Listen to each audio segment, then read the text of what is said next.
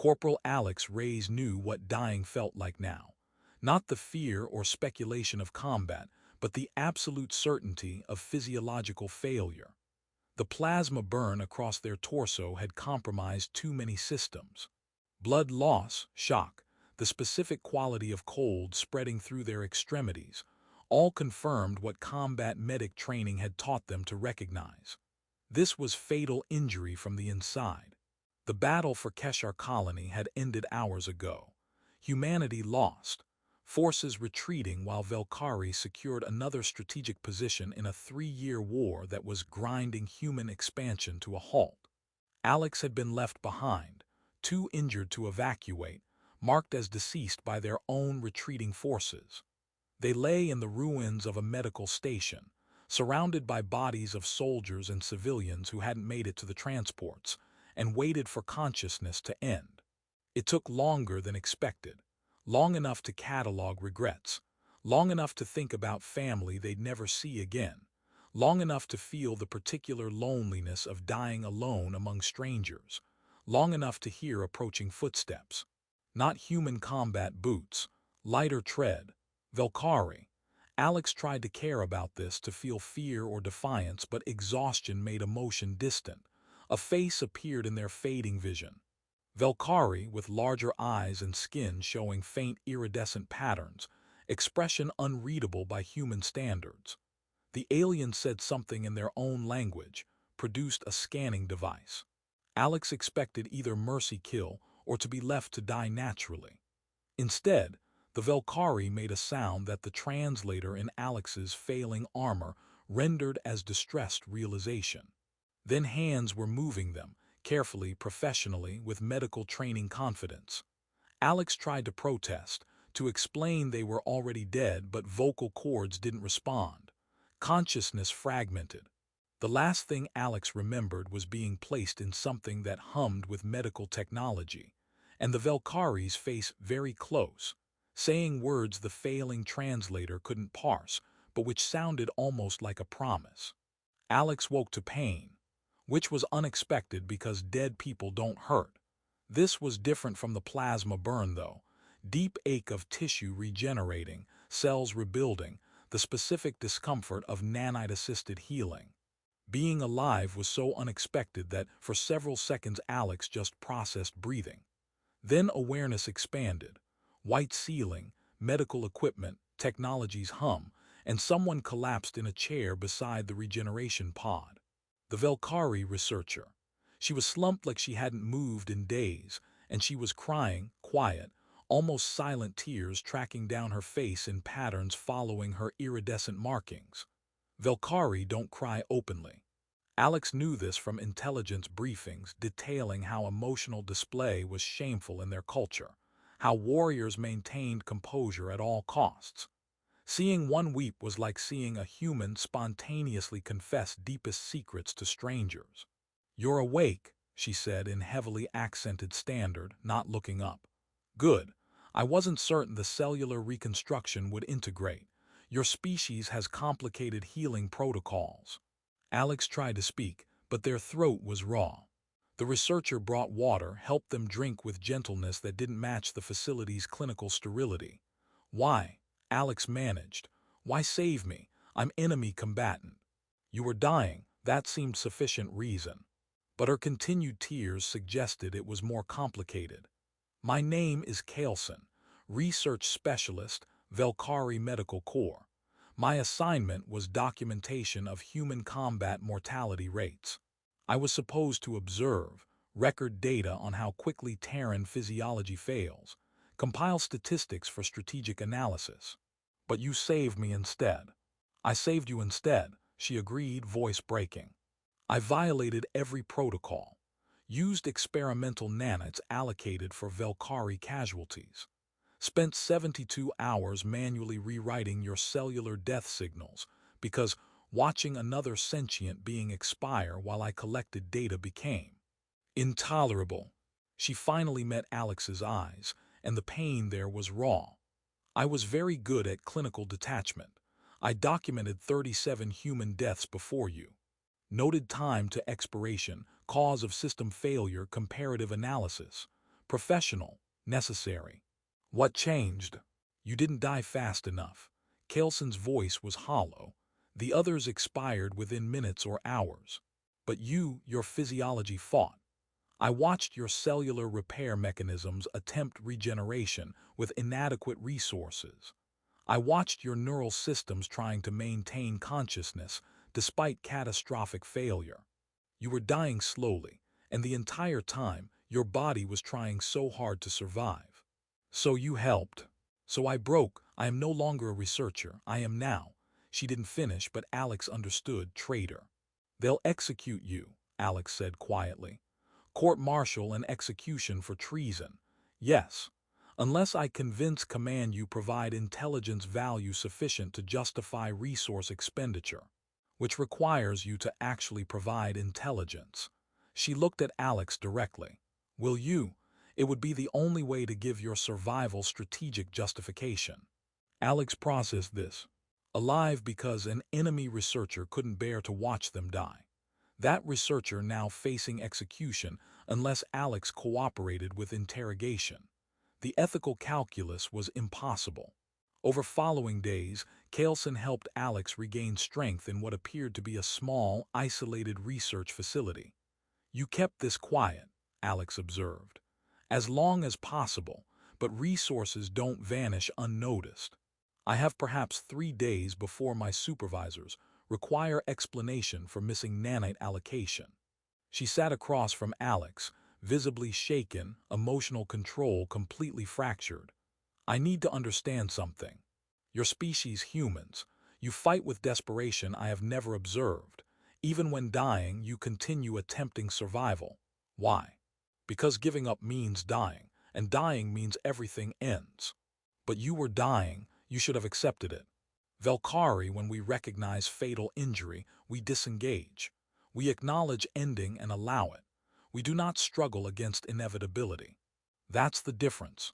We don't see it as inevitability until we're actually dead. As long as we're conscious, we keep fighting.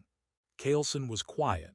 That explains much about your combat performance and why I found watching you die so difficult. She looked at her hands. I was trained to see enemy casualties as data points, but watching you fight for every second while your physiology failed, it was not data. It was witnessing suffering I could prevent and choosing not to for political reasons. You were following orders. Yes, successfully 37 times, but the 38th time I could not. I looked at you dying and thought, this being is fighting so hard to survive, and I am choosing to let them fail because we are designated enemies. The absurdity became unbearable. She met Alex's eyes. I do not regret saving you, but I have destroyed myself in the process. Alex understood what Kaleson had lost. What do you need from me? Honestly, I don't know. Intelligence valuable enough to justify expenditure requires you to betray your people. Without justification, I'm executed for wasting military resources. The ethical mathematics are impossible. So we're both trapped. Yes. Kaleson managed something like a smile despite tears. We have created a situation where kindness has made us both traitors.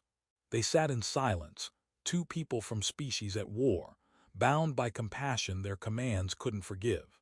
There might be a third option, Alex said finally. What if I didn't provide intelligence but you reported that I did? False information, plausible enough to seem valuable, wrong enough that it doesn't harm my people. You're suggesting we lie to both our commands. I'm suggesting we survive without actually betraying anyone except the war itself. Kaleson considered this. It would require careful construction, and you would need to appear to cooperate. Can you do it? Convincingly lie to your superiors. I have spent 72 hours lying about resource allocation. I think I can manage continued deception. Her expression shifted. But this means we are both now actively working against our respective military interests. Definitively treason rather than regrettable emotional failure. Is that worse than you being executed for saving my life? No. Kelson's tears had stopped, replaced by determination. Then we choose this. Over following weeks, Alex and Kaleson built elaborate fiction. Alex revealed information about human tactics that was technically accurate but operationally useless. Kaleson reported this as valuable intelligence. They became co-conspirators in deception that served neither military but kept them both alive. They talked, not interrogation, but genuine conversation between two people trying to understand how they'd ended up here. "I think I understand now," Kaleson said one evening. "Why humans fight the way you do. You are uncomfortable with inevitability. You struggle against it reflexively. And you're uncomfortable with chaos. You prefer order, even when order means accepting death. Yes, which makes us fundamentally incompatible as species. You see surrender to fate as weakness. We see struggle against it as foolish. But you struggled anyway. When you saved me." Kaleson was quiet. "I did. I do not fully understand why. Something about watching you fight made clinical detachment impossible to maintain. Empathy. Perhaps. We are taught to control empathy in professional contexts. I failed at that control. Or succeeded at being decent. Decency that has made me a traitor. That has compromised you. That serves no strategic purpose. Maybe the strategic purpose is proving we're both still people instead of just soldiers." Their deception lasted 3 months before Kaleson's superiors grew suspicious. The intelligence never led to operational advantages. Kaleson received orders to increase interrogation intensity. She looked at Alex with visible despair. I cannot subject you to that after saving you, but refusing confirms I have compromised professional judgment. So we're out of time." "Yes." Alex made a decision. "Then we leave, both of us, defect to neutral territory. That is desertion for both of us. We're already traitors to both sides. At least as fugitives we're alive." Kaleson looked at them for a long moment, tears beginning again. "This is insane. We are suggesting abandoning our peoples because of one moment of compassion." "Yes, I should refuse. Should maintain some loyalty, even if I have failed their military." "But you won't." "No, because I saved you once and I find I cannot now allow you to die for that salvation." She managed something like a smile. "We are both fools." Probably. They escaped 3 days later, using Kaleson's access and Alex's combat training. They fled toward neutral systems, two deserters from opposite sides, bound by kindness that made them both traitors. On the transport, Kaleson asked, "What do we become now? I am no longer researcher. You are no longer soldier." "I don't know," Alex admitted. "But we're alive. That has to count for something." "Does it? We have sacrificed loyalty, honor, purpose, all to preserve individual lives that held no strategic value. Maybe that's the point. Maybe we're proving individual lives have value beyond strategy. That compassion matters even when it's inconvenient." Kaleson's tears had stopped, replaced by something that might be hope. "That is a very human perspective. And yet you saved me anyway. What does that make you?" "Confused, compromised. A traitor to everything I was supposed to be." She looked at Alex, and somehow, despite that, not regretful. "Same."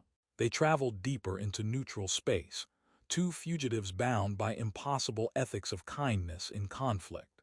Behind them, both militaries marked them as deserters, cautionary tales about seeing enemies as people rather than statistics.